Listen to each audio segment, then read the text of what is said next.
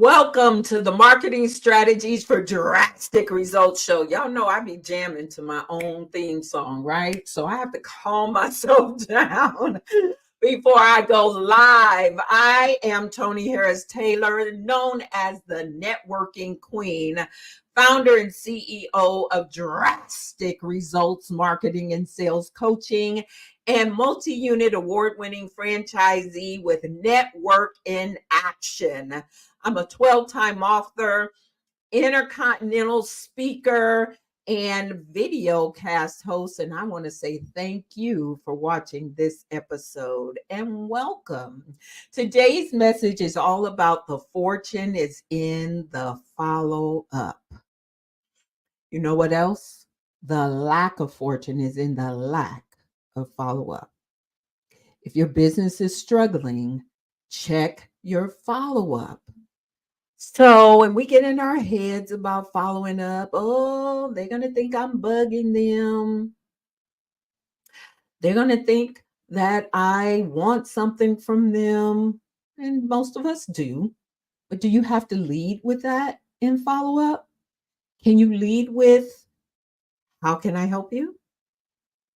Right? So follow-up is all about checking in with people you met networking and asking the question, what are you working on? How can I help? After you sent a proposal to someone and they haven't gotten back to you, then it's only responsible to follow up.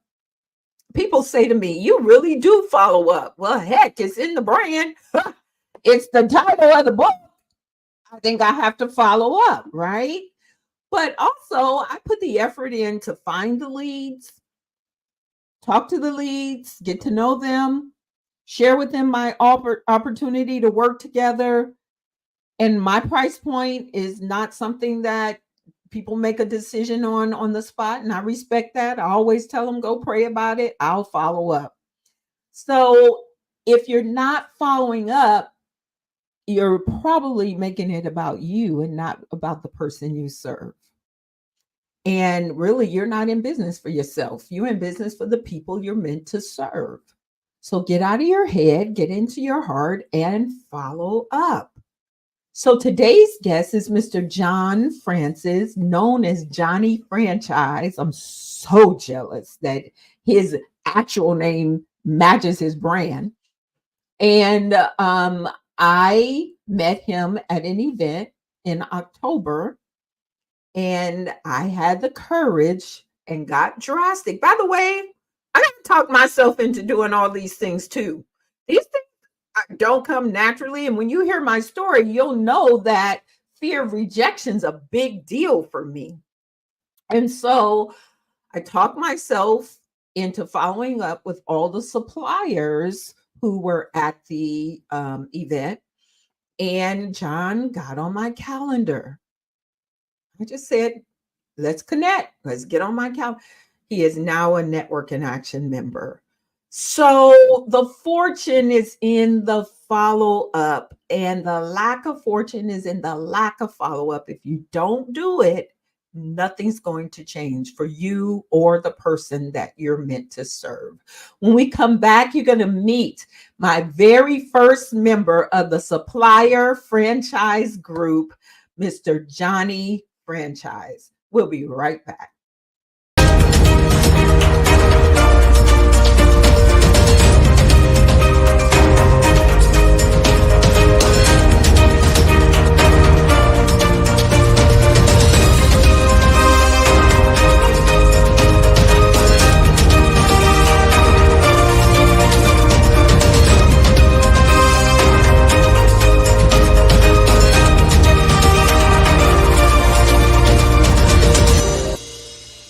Are you a franchisor grappling with how to stimulate your franchisees' growth and revenue? Are the phrases, "I'm not comfortable networking," "I'm an introvert"? Enter Tony Harris Taylor, your answer to these challenges. With her expert guidance and program, you can empower your franchisees to conquer networking and community outreach. Tony's program is designed to equip your franchisees with the skills and confidence to show up to the right events with the right people. It goes beyond making connections. It's about nurturing and leveraging these relationships. It's about following up, collaborating, and generating leads and referrals to maximize conversions. And ultimately, increased revenue for your franchisees and for you, the franchisor. Are you ready to unlock this potential? Reach out to us at 832-479-2088. Let's embark on this journey of growth and success together.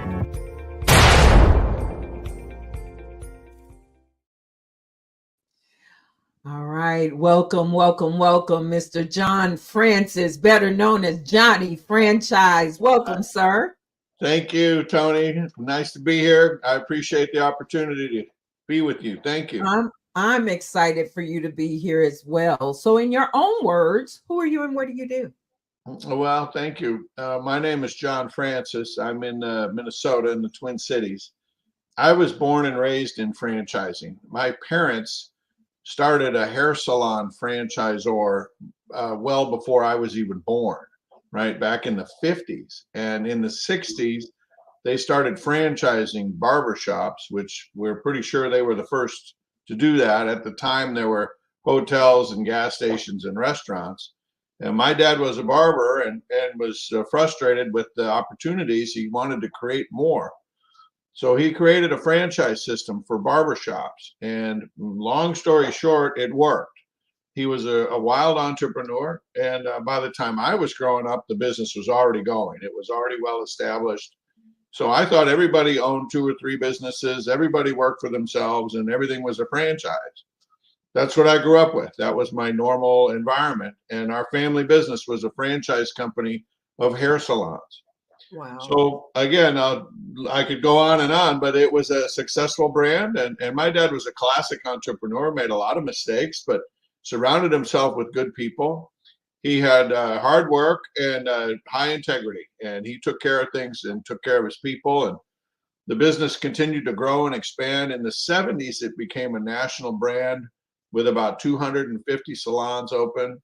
In the 70s, I was still in grade school, right?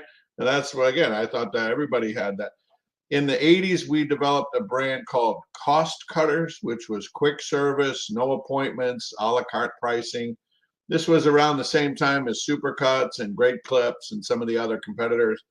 That brand took off like a rocket because we had already had the history in the salon industry. And we already had the franchisees. We already had the infrastructure, the training, the products. So the Cost Cutters brand quickly blew up and became a national brand on its own. Later in the 80s, we developed another brand called City Looks, which was a high-end kind of salon spa concept, full service with all that. A little different model, different segment of the industry, right? The salon business is a big industry. In the 90s, we did some acquisitions. By then I was through high school and through college and started working at the corporate office and the franchisor. And we did some acquisitions and I got to get involved in that and roll up some regional brands that we converted and franchised back.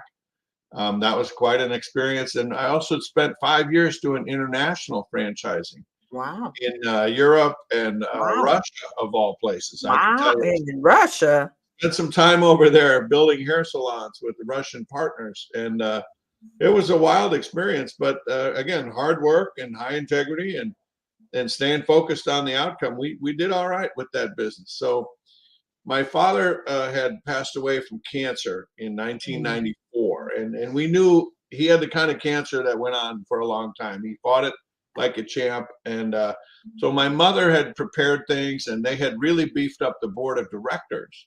By then we were a publicly traded company. We were NASDAQ listed and we had a whole executive team and very large and fully scaled, mature franchise company. So when my father passed away, my mother took the role as chairman. And under her leadership, she doubled the size of the organization. Wow. And fantastic outcome for her. Wow. And just a few years after my dad passed, my brother, I had an older brother who was 10 years older. He died in a car accident. And that was the upset to the apple cart, if you will. And my mom went through a grieving process and she came back from that and said, you know what, I want to retire. I'm done. I just want to be done with work. And so the board of directors did their thing, and we were going to do a secondary offering. I had lined up some other acquisitions, and we were continuing to grow, and we had a lot of good things going on. But again, shorten the story, we wound up selling the whole business.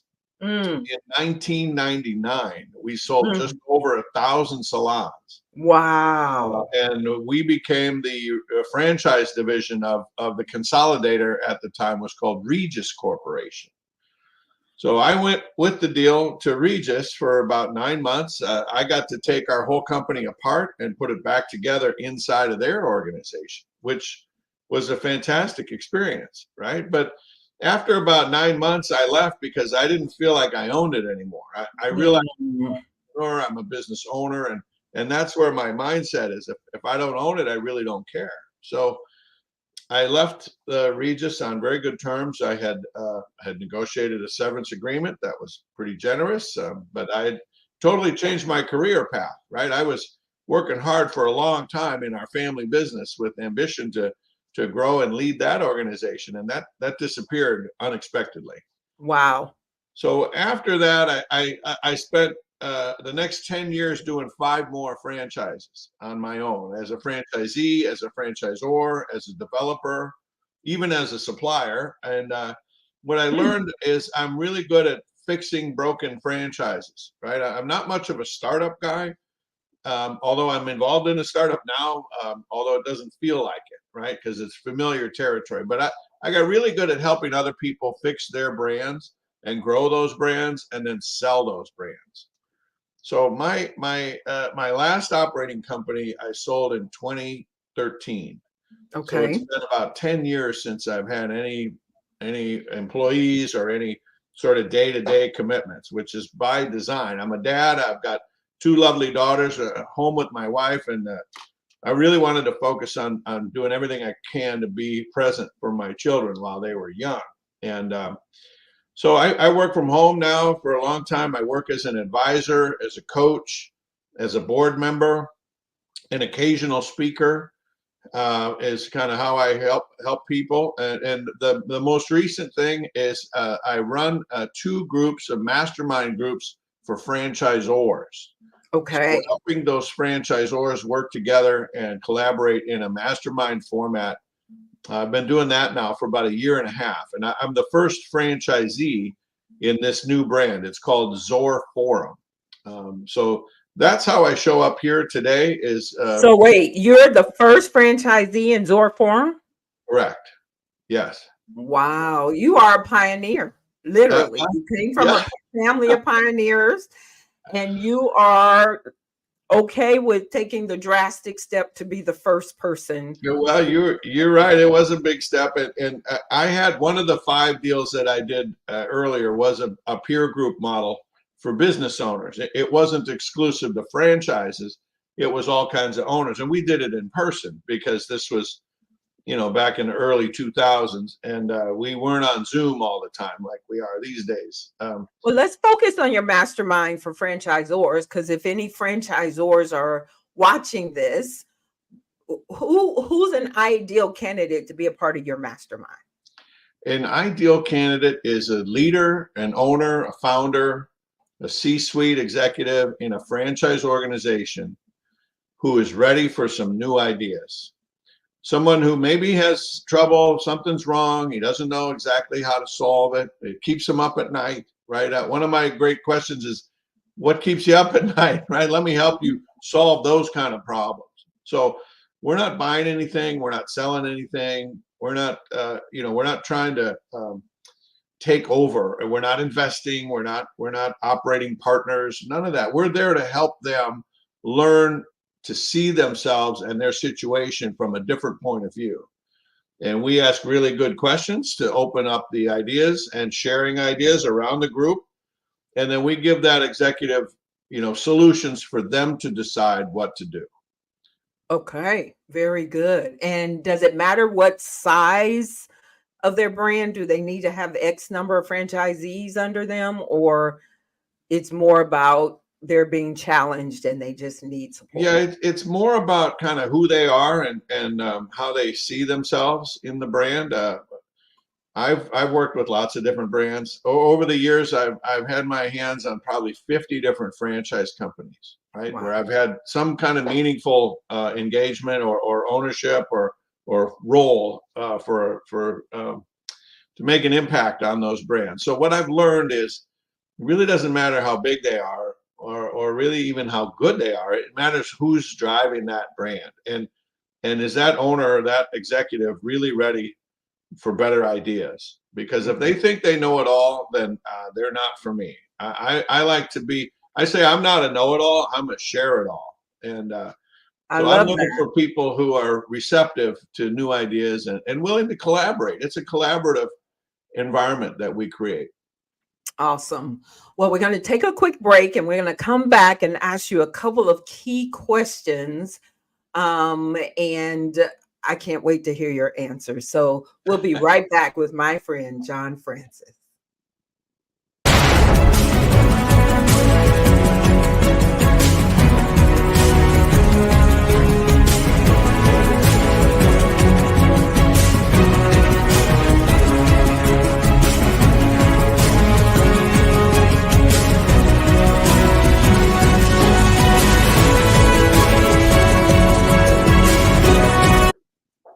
Okay, we're back with my friend John Francis. What an interesting story. Franchising in Russia? Come on now. Yeah. So listen, I see over your shoulder, you've got like umpteen million badges, which Yeah. means that you attend a lot of events and networking must be important to you. So my question is, how has networking played a part in your success? Oh, well, it's played a big part of my success. I think networking is, I think I've been blessed maybe with sort of that connector mindset, right? I love to talk to people and share ideas and ask questions and learn. And so networking has helped me in all my businesses. Really, it's always the people that make the difference. And so I'm known as a connector, I guess. I've got a great network and I manage that network. I use that network. I engage that network from time to time. Your comment about follow-up is very true, very important, very valuable. Networking has helped me gain franchisees. It certainly helped me gain customers at the sort of retail level. Now it's helping me with the mastermind groups because I bring in vendors and suppliers for my members to benefit. It's helping me find new members that are interested in what we're offering.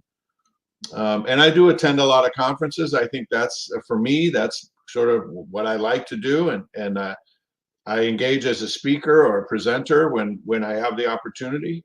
Otherwise, I'm certainly in the audience. I'm taking it in and learning what I can so I can be better for myself and more valuable to my network.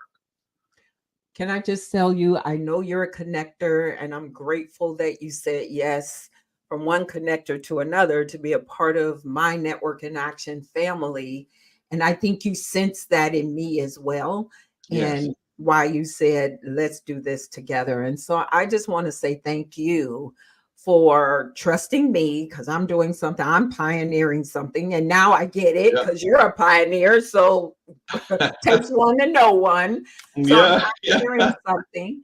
And you said yes, and I'm just very grateful for that. So in that story, you got a lot of story there. Yeah, I got some great experience. I can tell stories all day, but what would you like to know about? What's the biggest drastic step you've ever taken in business? I'll give Um, you a minute.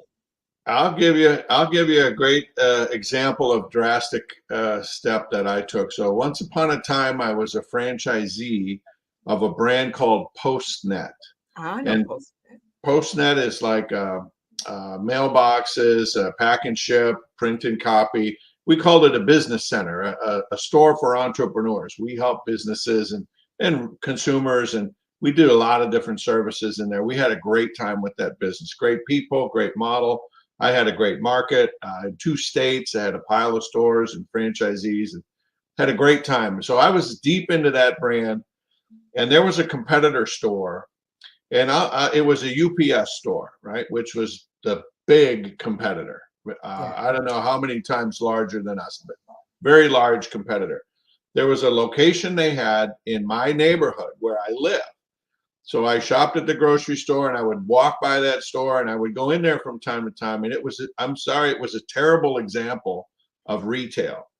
It was dirty. It was unorganized. The staff didn't care. And it was a great location with a terrible operation.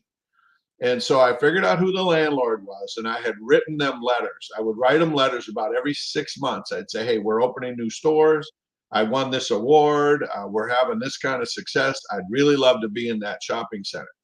I'd love to be in that location. When is his lease due, right? Let me in, let me in, let me in.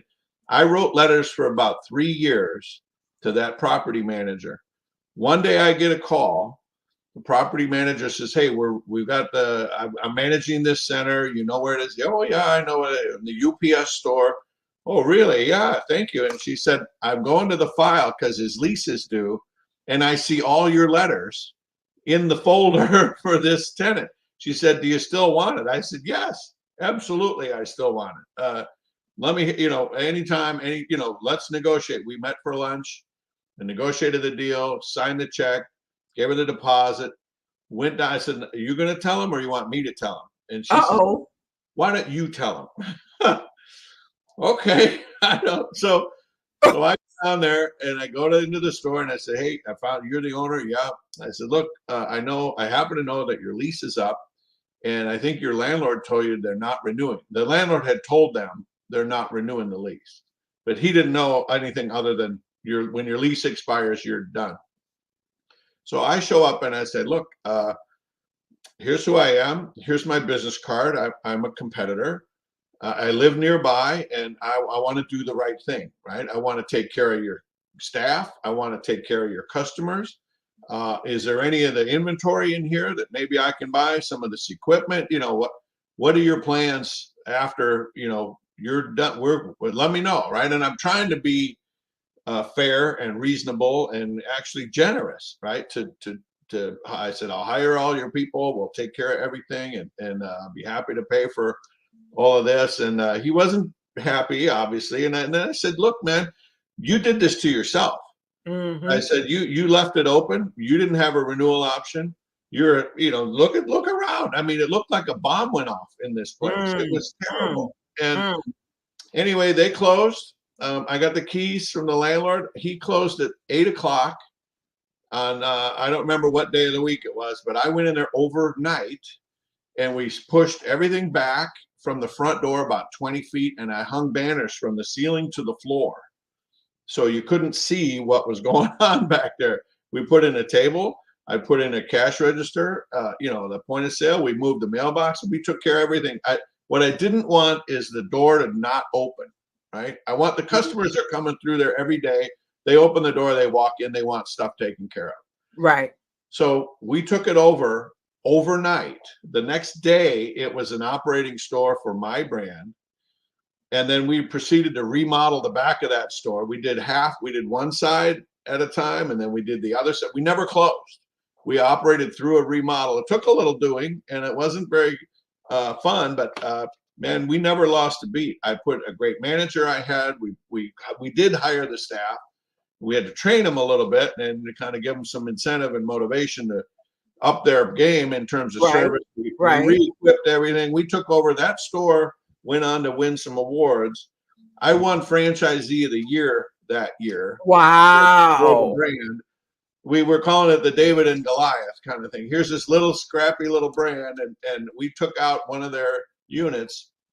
I'll tell you a funny story. A year later, I'm at the IFA convention, the International Franchise Show. The president of UPS comes to me, and I knew the guy. I had served on one of the committees with him, and he's a very nice guy. That's a big job. He's running UPS, the franchise brand. He comes to me and he's shaking his finger. He says, you got me into a lot of trouble. And he's going and he's letting me have it, right? I said, look, again, your franchisee did this to you. Right. I took advantage of the opportunity. I earned that opportunity. I was a high performer, had a great reputation, and I was persistent in pursuing that location.